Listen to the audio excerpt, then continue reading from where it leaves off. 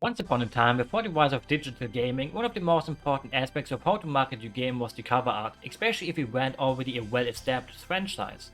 You wanted people to know what your game is about and have something cool on there, something that tells people, hey, pick me. Going to the store or a flea market with your parents and being allowed to pick a game felt like a gamble sometimes. You didn't really know what game is good or bad unless you read gaming magazines, but those were for total nerds, totally not me. And on the internet you prefer to play Neopets or Graal online instead of looking up game reviews. So you had to either go with the franchise you heard of that's supposed to be good, or go with your guts and pick a game based on the cover. Going to the video rental store to rent a new game for me was mostly decided by the cover and what looked interesting. Obviously a game also has the back cover where you can see the screenshots of the game to get a real idea of the game, because sometimes covers wouldn't really tell you anything about the real game. But if a cover already looks really bad, why would I even want to check the back of it? A good cover has to strike your eyes and make you think, what's this? Sometimes it can also make you a bit disappointed though. I remember seeing Puyo Pop Fever for the GameCube at the video store and checking it back to see what kind of game it is, because the cover for it is so colorful and cute, so I wanted to rent it, before I realized it was a puzzle game. And as a kid, puzzle games are not exactly the most exciting thing. But nowadays I know that puzzle games absolutely rule. But this video is about Mario Kart covers and how they change through the times and why for me, most of them are pretty much a miss. It all started with Super Mario Kart, and here the cover for all regions is pretty much the same. There's some minor differences between the NA and PAL version compared to the Japanese one, since the packaging was different, so it had to be a bit rearranged. For example, just look at the Japanese Yoshi going almost awooga for Peach, looking at Peach's behind with his tongue hanging out and probably imagining a few weird things. Or maybe that's just me. In the end, it's always my fault anyways. The Super Mario Kart cover used the iconic old Mario art style made by Yuichi Kotabe, and it's just so much full of soul. Looking at it just makes you happy and feel, yep, this is the Mario I know and love, and he's dropping a card. That's basically all the game is, and it perfectly shows it to you on the cover too. Even that it's not a totally normal kart racing game either. You can see some of the game's items like the coins, shells, and bananas on the cover already too. Super Mario Kart wasn't the first kart game ever, but it was the one who made the genre in the way we know it really popular. In 1988 there already was Power Drift, directed by Yu Suzuki, the person who was also responsible for many other Sega classics like Shenmue. But it was an arcade game and it was just you driving a kart basically. Just like how you would do it IRL too, with random no-name characters, just like what I am.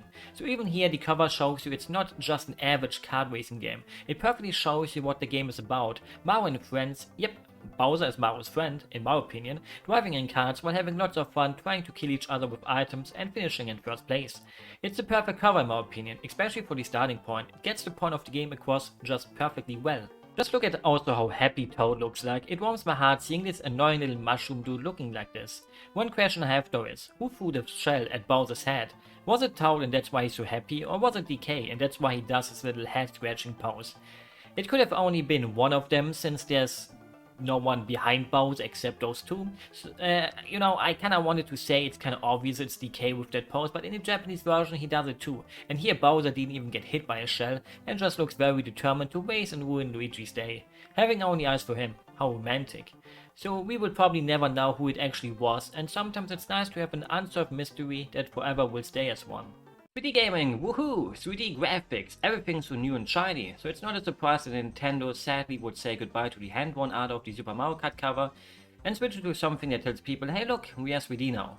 And back in the day these 3D renders didn't look ugly at all, and even today they got their special charm, in a way. It's the kind of cover that makes me think, whatever. When I look at it, it's not exactly super ugly or good, it's just, whatever. A bit boring. No cool scenes or interactions are happening on there. We got Mario looking a bit smug about how he's in first place, and DK looks a bit obsessed and looks like he will go sicko mode on Mario any second. But aside from that, there's nothing really to observe either, except the motion blur lines that show us, holy shit, this game is freaking fast. But now we come to the, in my opinion, first really bad cover for a Mario Kart game. Mario Kart 64, but the Japanese version. And it was a sign for things to come later. It's just a Mario 3D render with his card and a title, and a wheel in the background that lists the characters and a finish line that looks like a fake PNG. It wasn't too unusual to have a lot of unused space on your cover, like we Europeans always set the black border on our Nintendo 64 games, but here that unused space is white and makes it just look so empty. Obviously, making the background black here wouldn't have worked because of the wheel, but still, the whole cover just looks so bland and uninteresting. And in my opinion, this was the first cover that got carried by having Mario in its name. If you saw a kart racer with a cover like this with some random video game mascot on there instead of having the little plumber, you would probably think, wow, this game is probably really bad, just like the cover, shovelware. And to wrap Mario Kart 64 up, I have to leave you with the hot take of Crash Team Racing or Diddy Kong Racing blow the heck out of Mario Kart 64. For me it's by very far the worst 3D Mario Kart. Please don't hate me. Have love for everyone. I have a lot of love for Mario Kart 64 too. Don't carry hatred in your hearts. Fill it with love instead, please. Mario Kart Super Circuit, another simple 3D render of Mario just plastered onto the cover, with the old weak thing in the background that they use for the Olympics or something. But at least in comparison to the Japanese MK64 cover, they learned the lesson not to just leave the background being completely white and instead put a winning flag there and put some color above it. That alone makes it already so much better. It doesn't make you feel that they went out of ideas anymore and what else they could fit into the cover, and it just kinda works.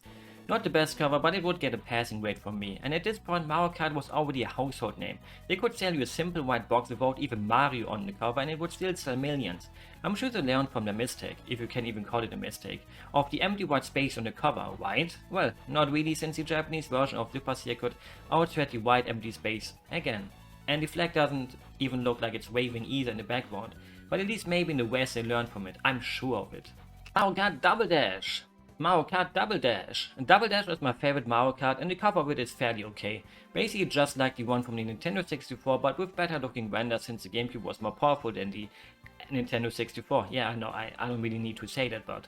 And there's a bit more happening on the cover. A red shell trying to get Mario and Luigi, but they're gonna barely avoid it. Wowzers, DK still looking like a maniac, Diddy Kong losing his shit at seeing Daisy because he sees a chance to cuck Luigi, Birdie and Yoshi sucking a bit in the background, but I'm sure they can still. Peach and Mario just look hacking concentrated trying to win. It's nothing special, but it shows off the new mechanic with 2 players on 1 card, but for some reason Nintendo in Japan thought, nah, we need to be different again and continue our white empty space covers. Just look at this.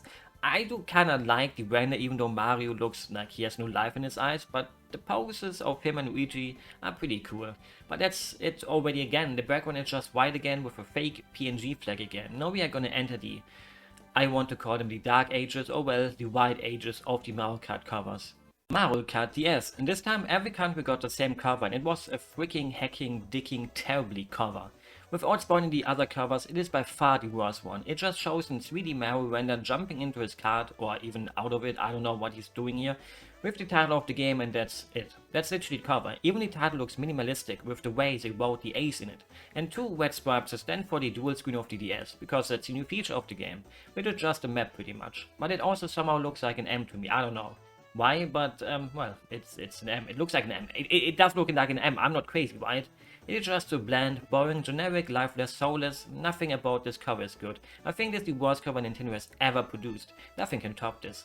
How little love can you put into a cover? Even the other Japanese ones weren't this bland. It kinda makes me wanna be speechless, but I'm talking about it right now, so I'm not really speechless, I guess.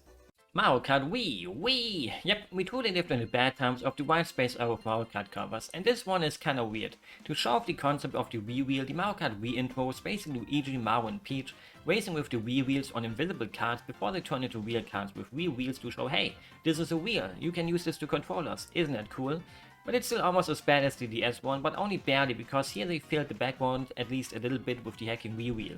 But it makes sense since it came bundled with it and showed you that it was right there in the box too. And why go through the effort of making a different cover for the game case? I also think Mario looking over at his brother like this is just really cute. Even Luigi looks surprised that Mario is being so nice to him. Mario Kart 7, yippee! We are slowly going away from the total white space. I hate the fact that instead of giving it a nice skybox, they just made the sky totally white. I'm sure you can find a nice looking cover for it that wouldn't clash too much with the title, I'm sure of it. And well, aside from it, it's just so basic again. Mario is racing, Bowser is racing, and there's Luigi that's gliding because that's a new feature of the game. There's not really much else to say, boring and bland, but not too bland, I guess. Mario Kart 8 and Deluxe. What? Did it really happen again? A Mario Kart game without any weird dumb white space in the back? Actually using a nice looking skybox to fill it up? Nintendo has finally made a good cover for Mario Kart again. It perfectly shows the new mechanic of the anti-gravity and it's just so colorful that it directly jumps into your face. Mario is front and center, but there's also Bowser and Luigi if you look closely, and Peach looking right at Mario's big fake ass. She seemed pretty excited for some reason about it, but mostly because she's flying around. I would be very happy and excited too if I could fly on a bike, or just fly in general like a free bird, because I feel trapped inside of my own body sometimes. What about Mario Kart 8 Deluxe? Holy, now that is even more colorful. Instead of using a fairly simple track, they just show off the rainbow road here, and it couldn't look better. It used the same characters as the original MK8 cover, except for cutting out Luigi and showing off Isabelle, Link, and the Inkling. Peach's gonna do some evil stuff with that bomb. I'm sure she won't quite white at Mario or back to Bowser. Please, Peach, don't do it, please. But the same thing is happening to Link, where the Inkling is getting ready to throw a green shell right at him. It fits though, since Link is green too. Haha. That's all of the mainline Mario Kart covers. I don't really count Tour or Home Circuit, even if Nintendo says they belong into the same category. One thing I have to say is that even if some of these covers are really bland and boring and ugly and disgusting and horrible, they all at least showed off the new concept of each Mario Kart. But I don't really know what Nintendo was thinking with these minimalistic covers. I'm sure it was because of the DS and Wii era, where Nintendo also went from the iconic red logo to the more cool and grown-up silver colored one. Even some of the mainline Mario games went safe from it though, like 3D World or 3D Land. I just hope Nintendo will never go back to those ever again. Please, I need more color and cute designs. If you liked the video, give it a thumbs up, a subscription. I don't know, I hate saying these things, but I hope you enjoyed the video. And if you did, thank you. Thank you, the watcher. Don't thank me.